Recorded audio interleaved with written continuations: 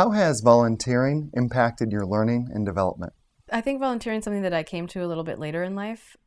We didn't do a lot of volunteering as a kid. I didn't see a lot of people in my family doing it. I think they just didn't have time. I didn't grow up with from in a very affluent background, so it wasn't something that we did a lot. So when I got into college, I did a lot of volunteering. I started to do volunteering with tutoring kids, and we were in Chicago. I went to Northwestern, and we'd go into Chicago and spend time tutoring middle school kids and upper elementary kids, and I really loved that. And I think that also was my first experience with the kind of hands-on education. So I had always been surrounded by it with my mom and my cousins and kind of a family full of educators, but this was my first time actually doing it, aside from teaching swimming lessons and things I had done as a high school kid.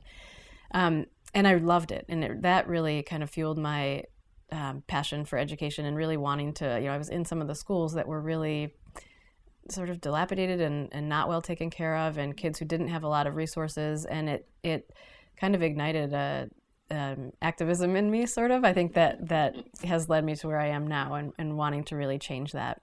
So I think in that way, it's, that's been a big influence.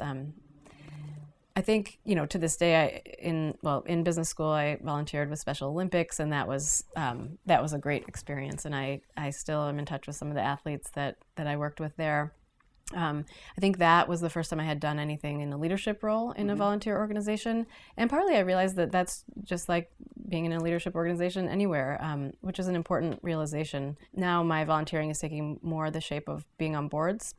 And so I'm on the board of Peer Health Exchange, the New York local board of that. And so try to spend time both working with the staff and their volunteers to contribute where I can there.